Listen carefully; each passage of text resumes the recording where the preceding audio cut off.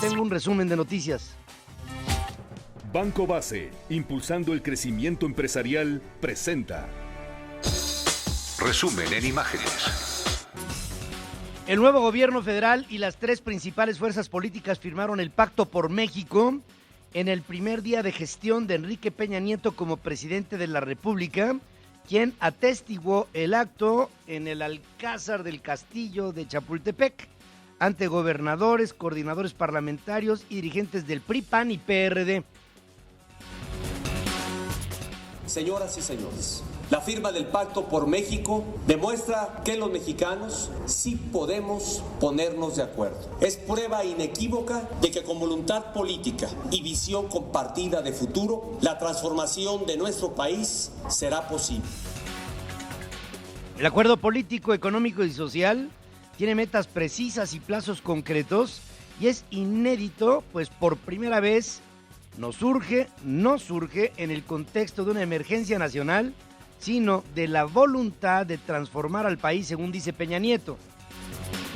Se logra un acuerdo que no surge de la necesidad de enfrentar una emergencia, sino de la voluntad explícita de transformar al país. Una gran muestra de madurez y seriedad política.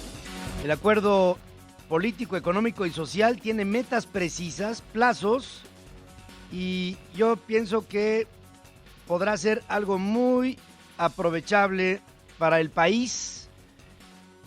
Enhorabuena por ello, enhorabuena por el momento y sobre todo por conservar el paso de lo que parece una buena intención. El Pacto por México tiene 5 puntos fundamentales: sociedad de derechos y libertades, crecimiento económico, empleo y competitividad, seguridad y justicia, transparencia, rendición de cuentas y combate a la corrupción y gobernabilidad democrática. Jesús Zambrano, presidente nacional del PRD, recibió un nutrido aplauso al asegurar que su partido está dispuesto a ser una izquierda responsable, no le apuesta al desastre, no quiere la violencia, que no acepta y de ninguna manera avala. Y a nosotros, especialmente como el partido más importante de la izquierda, nos dicen que estamos entregando nuestro capital político y que nos estamos desdibujando como izquierda, que estamos perdiendo el perfil de fuerza de izquierda. Yo quiero aquí refrendar ante este evento tan importante, en este sitio tan lleno de historia, que sabemos que es un riesgo, sí, pero que vale la pena asumirlo. Son de esos riesgos que vale la pena tomarlos de frente y en nuestras manos. El panista Gustavo Enrique Madero subraya que este pacto no cancela diferencias, ni mucho menos obliga a los partidos políticos a dejar de ser un contrapeso gubernamental. El pacto no cancela nuestras diferencias, no condiciona nuestro ejercicio crítico y nuestro deber de ser contrapeso y equilibrio frente al nuevo gobierno. La presidenta en funciones del PRI, que es Cristina Díaz, aseguró que el Pacto por México será un gran facilitador en el tránsito de los acuerdos en el Congreso de la Unión sobre la base del entendimiento con pleno respeto a la pluralidad. La coalición de las ideas y de metas en común para todos los mexicanos. Un nuevo pacto para cambiar el rumbo a México, pero con proyecto y con ideas. Por otro lado, el secretario de Hacienda, Luis Videgaray, adelantó que en 2013 se presentará ante el Congreso de la Unión una iniciativa para una reforma hacendaria que deberá tener el consenso de todos los actores políticos y sociales para que esta pueda ser exitosa. El Pacto por México propone diversas reformas en materia de competencia económica, telecomunicaciones, energética y hacendaria, a fin de impulsar el crecimiento, un crecimiento que nos hace mucha falta, por arriba del 5% del Producto Interno Bruto, sobre todo para crear empleos, ¿no? Ese es el tema, la creación de empleos para nuestros muchachos, para los, ¿cómo le puedo decir a un joven que estudie, que se aviente la prepa, la carrera, la maestría y después se tengan que ir a Estados Unidos a trabajar? Eso es lo que no se vale. El Pacto por México propone esta idea de crecer por arriba del 5% y creo todos debemos de abrazar la idea. El sector radical del PRD se apresuró a descalificar la firma de su dirigente. A través de su correo personal, Alejandro Sánchez Camacho, secretario general del partido, advierte que la suscripción del acuerdo por Jesús Zambrano fue a título personal al no contar con el aval de ninguna de las instancias de la dirección de su partido político, y esto ya es un problema. Por la mañana, en su primer acto oficial, Peña Nieto entregó el Premio Nacional del Deporte 2012 a los integrantes de la selección de fútbol sub-23, a su entrenador Luis Fernando Tena, a la arquera Aida Román, al paralímpico Gustavo Sánchez, a la taekwondoína Rosario Espinosa, al entrenador Nelson Vargas. Un abrazo, Nelson. Peña Nieto anunció que su gobierno buscará impulsar la actividad física en escuelas para canalizar el talento deportivo de niños y jóvenes, dijo. Así como ustedes se entrenan para ser mejores, México debe prepararse para una nueva etapa de éxito y desarrollo. Esto implica aprovechar todo lo bueno que hemos logrado como país, pero también mejorar y transformar lo que no funciona, lo que no sirve adecuadamente, y que eso es justamente en lo que queremos incidir. Cambiar para transformar al país, para hacerlo mejor.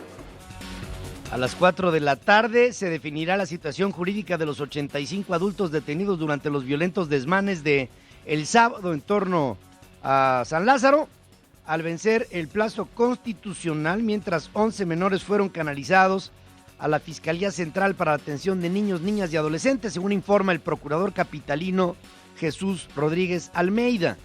5 de los detenidos tienen antecedentes penales, además de que hay un rumano metido en la bronca, el sábado, un rumano que participaba en estos actos vandálicos. En conferencia de prensa, el procurador del distrito dijo que todo indica que este grupo actuó bajo un plan, bueno, les llamó anarquistas. Yo no quiero calificar, y le voy a decir al rato lo que pienso, bajo un plan específico premeditado debido a los objetos que portaban, incluyendo, por ejemplo, una granada de fragmentación.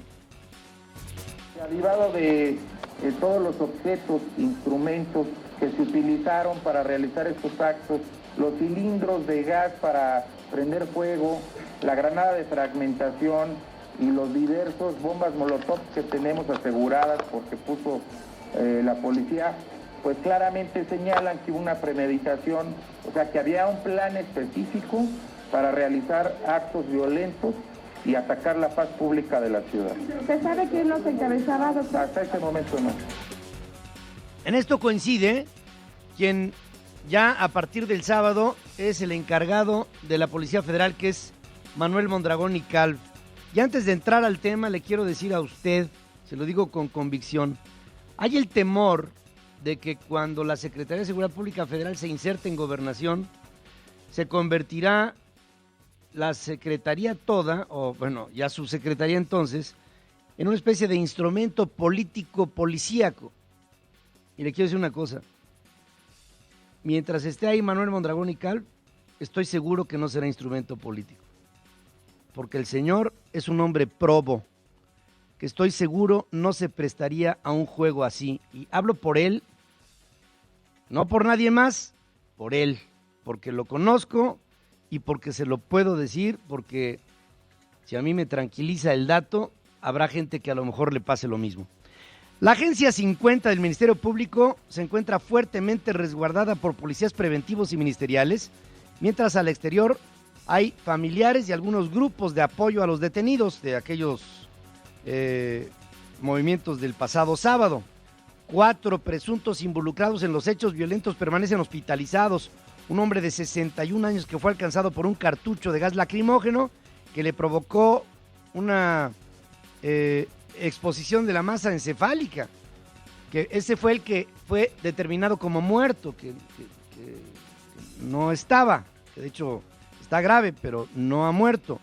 2 por explosión de petardos, y el estudiante de la Universidad Autónoma de la Ciudad de México, José Uriel Sandoval, quien perdió el ojo derecho y sufrió fractura de nariz y pómulo. Pero también resultaron seriamente heridos 12 policías federales y 4 capitalinos, algunos de ellos con fracturas diversas y quemaduras de segundo y tercer grado. Los desmanes iniciaron desde poco después de las 7 de la mañana frente al Palacio Legislativo el sábado y luego se extendieron por varias calles del primer cuadro de la ciudad. Muchos de los manifestantes dañaron fachadas de comercios, incendiaron una motocicleta, derribaron vallas metálicas, grafitearon el recientemente remodelado hemiciclo a Juárez, que duró 4 días limpio, 4 días limpio, además de que arrancaron nuevas baldosas para utilizarlas como proyectiles. Obviamente estaban mal puestas las baldosas, si no las hubieran podido sacar, pero en fin, es otra cosa.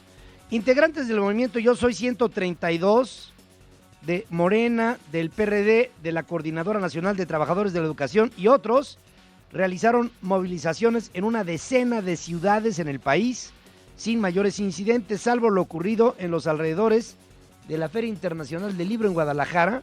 Mire, yo estuve ahí la semana pasada presentando el primer libro de gran venta de Francisco Martín Moreno, de México Negro, ¿no? Quiero decirle que había muchísimos jóvenes, era una cosa, calculan que cuando estuvimos ahí presentes había aproximadamente en la Expo Guadalajara unas 70,000 personas, 70,000, y se lo digo porque lo vi, ahí estaba yo. Era una cosa impresionante de juventud, ávida de leer, que me encantó. Claro, dentro de esa avidez, pues hay de todo, ¿no? Y entonces se juntó un grupo de chamacos que quisieron hacer una revuelta por el tema de Yo Soy 132, etcétera, y pues la cargaron ahí en la Expo Guadalajara. Hubo manifestaciones en el edificio del PRI del Estado, en las instalaciones de Televisa Guadalajara, que fueron atacadas a pedradas. 4 policías resultaron lesionados, 25 más personas detenidas. En Sonora, integrantes del supuesto grupo del movimiento anarquista revolucionario San Luisino lanzaron cócteles Molotov la madrugada del domingo a la sede del PRI en el municipio de San Luis Río Colorado, provocando daños totales en la planta baja. 2 jóvenes fueron detenidos. Andrés Manuel López Obrador le queda una tarea muy difícil. Estoy seguro que Andrés Manuel es un hombre que quiere cambiar al país. No lo dudo. El problema es cómo, Andrés Manuel. El problema es cómo. Porque por un lado empuja a la anarquía y por el otro lado la reprueba, ¿no? Es un doble lenguaje. López Obrador condena los actos violentos, pero asegura que no había razón para agredir a los manifestantes. En el mitin que encabezó en el Ángel de la Independencia el sábado, reiteró su desconocimiento al presidente Peña Nieto y exigió la renuncia del secretario de Gobernación y del secretario de Seguridad Pública Federal. Estos actos de protesta tienen un triple significado. Expresan nuestra legítima decisión de desconocer al gobierno surgido del fraude electoral. Son, a la vez, una convocatoria a seguir despertando conciencias, a proseguir en la organización y en la defensa del pueblo y de la nación. La Iglesia Católica llamó a la unidad en torno al nuevo presidente, dejando de lado la división y el encono para trabajar por el bien del país. En la homilía de ayer, en la catedral, el arzobispo Norberto Rivera pidió dar un voto de confianza a las nuevas autoridades federales y locales, dijo. Necesitamos esperanzas humanas, esperanzas que no nos defrauden. Así estamos comenzando un nuevo sexenio a nivel federal. Somos muchos los que esperamos tiempos mejores. A nivel de nuestro querido Distrito Federal también hay muchas esperanzas. La esperanza cristiana es activa, no es como la de aquel que sentado está esperando que pase el autobús, sino la esperanza es la de aquel que se compromete y colabora para que las cosas pasen. En el municipio de Asientos, esto en Aguascalientes, resultó acribillado el director de Seguridad Pública Municipal, Alberto Silva, en un ataque por 4 sujetos fuertemente armados a la comandancia, esto en la madrugada del domingo. El vigilante resultó lesionado y los 5 elementos de guardia fueron sometidos y encerrados en una celda.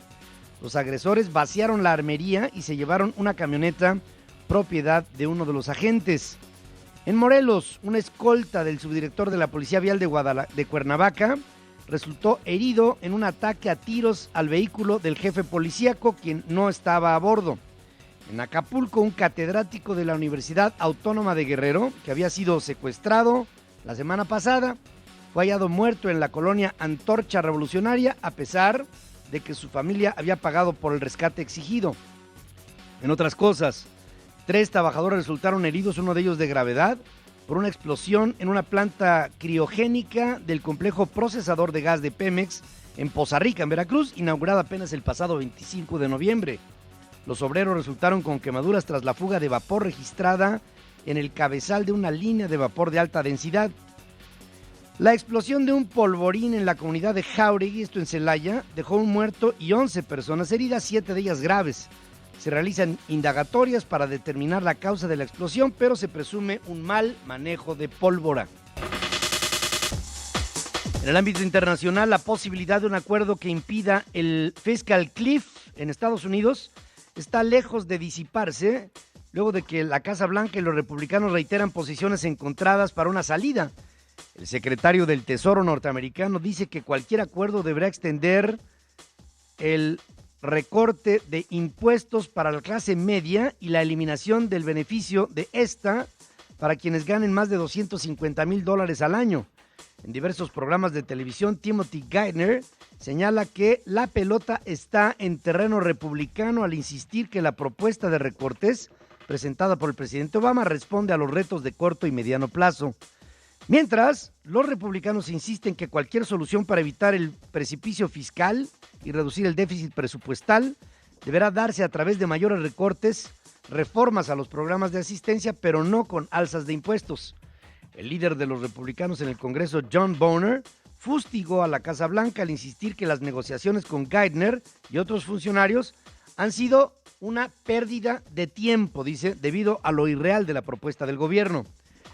Estados Unidos enviará a cientos de nuevos espías al extranjero en un esfuerzo por ampliar su red de inteligencia a través de la expansión de la Agencia de Inteligencia de Defensa, según revela The Washington Post. El diario señala que la decisión tomada por el Pentágono forma parte de la transformación de las agencias de defensa estadounidense con motivo de la reciente salida de Irak y la prevista conclusión de su presencia en Afganistán a finales del 2014. Los nuevos funcionarios de inteligencia de Estados Unidos se enfocarán en las crecientes amenazas procedentes de otras partes del mundo, como los grupos islámicos en África, los programas nucleares de Corea del Norte e Irán y la modernización militar de China. Aunque serán entrenados por la CIA, sus misiones serán asignadas directamente por el Departamento de la Defensa y se espera que asciendan a unos 1,600 espías repartidos por todo el mundo. Una especie de James Bonds por todos lados, ¿no? Pero no ingleses, sino gringuitos. Fíjense, esto lo llegó a decir, primero que nadie, lo dijo el presidente Clinton cuando vino el primer atentado en contra de las Torres Gemelas, que no pasó nada, ¿se acuerdan? En el sótano. Ahí dijo, tenemos que expandir nuestra red de espías a nivel internacional para darnos cuenta de lo que pasa. De ahí no se hizo nada. Vino la época de Bush y ¡pum! Vale. En Japón mueren 9 personas luego de colapsar el túnel de una autopista que dejó atrapados a varios vehículos y provocó un incendio. Los cuerpos fueron hallados en 3 vehículos aplastados por placas de concreto en un túnel que se llama Sasago. Es clásico este túnel, ubicado a 80 kilómetros al oeste de Tokio. Es una carretera que fue inaugurada ya en el 77, una carretera vieja, pero de esas carreteras de mucho uso y muy reconocida. Entre los muertos se encuentra el conductor de un camión que logró pedir ayuda por su celular luego del accidente, que genera serias interrogantes sobre cómo pudo colapsarse este túnel de manera tan súbita y catastrófica. La empresa Central Nippon Expressway y Y Tatetsu Kenako, que opera la estructura, expresó su pesar por el desplome del túnel, mientras la policía inició una investigación por posible negligencia. Se trata de uno de los accidentes más graves de este tipo en el Japón, en más de 15 años, luego de lo ocurrido en febrero del 96 en Hokkaido, cuando un túnel se derrumbó causando 20 muertos al sepultar un autobús y un vehículo de estos todoterreno. Corea del Norte realizará su segundo lanzamiento de un cohete de largo alcance este año entre el 10 y el 22 de diciembre, en una muestra de poderío del líder Kim Jong-un a un año de la muerte de su padre, Kim Jong-il. El anuncio fue tachado de provocación por Corea del Sur y por los Estados Unidos. En Washington, la portavoz del Departamento de Estado norteamericano, Victoria Nuland, calificó el plan norcoreano como una amenaza a la región Asia-Pacífico que violaría resoluciones que la ONU impuso sobre Pyongyang luego de las pruebas de misiles anteriores.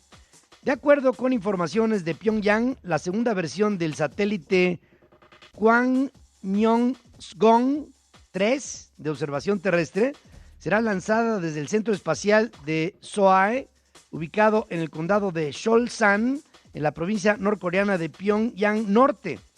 Para la puesta en órbita se utilizará un cohete portador tipo UNA-3 que partirá entre el 10 y el 22 de este mes, más o menos entre las 22 horas Greenwich y las 3 horas también del mismo referente. El presidente palestino Mahmoud Abbas regresó como héroe a la ciudad de Ramallah luego de lograr la aceptación de Palestina como Estado observador de la ONU, similar al estatus que tiene, por ejemplo, el Estado Vaticano. Ahora ya somos un Estado. La fecha, 29 de noviembre, se considera un momento crítico en la historia palestina, subraya Mahmoud Abbas, en medio de aplausos y vítores de la multitud que se congregó fuera de la oficina para celebrar. En tanto, el Consejo de Ministros de Israel aprobó por unanimidad una resolución en la que rechaza de manera total la decisión de las Naciones Unidas de conceder a Palestina el estatus de Estado observador. En su habitual reunión semanal, el gabinete israelí consideró que la resolución de la ONU no cambia en nada el estado de las zonas en litigio, ya que el pueblo judío tiene derechos naturales, históricos y jurídicos sobre Jerusalén. El Papa Benedicto instó a los gobiernos del mundo a garantizar la protección de las personas con discapacidad, hoy en este día que es para ello, y promover su participación en la sociedad con motivo del Día Internacional de los Derechos de los Discapacitados, que se conmemora, como le digo, hoy. Toda persona, aún con sus límites físicos y mentales, incluso graves, tiene siempre un valor inestimable y como tal debe de ser considerada, dice el pontífice, ante miles de fieles congregados en la Plaza de San Pedro, que por cierto creo es algo que debemos de reflexionar. En México somos muy dados a ver a una persona con discapacidad y hacerla a un lado, y eso no lo podemos permitir como una sociedad subsidiaria y solidaria. En Madrid, miles de personas protestaron por los recortes gubernamentales que afectan a la población con discapacidades. Los manifestantes, muchos de ellos en sillas de ruedas o acompañados por perros guía, denunciaron que la crisis económica en España ha generado el cierre de centros de ayuda y el despido de cientos de trabajadores sociales. El Comité de Personas con Discapacidad, que representa a 4 millones de discapacitados en España, dice que ellos también se enfrentan a un incremento del 40% en el costo de medicinas, así como servicios de rehabilitación y apoyo. En 1992, la Asamblea General de las Naciones Unidas proclamó el día 3 de diciembre, Día Internacional de las Personas con Discapacidad, con miras a fomentar una mayor integración en la sociedad para las personas con esta condición. Banco Base, con más de 25 años de impulso, presentó Resumen en imágenes.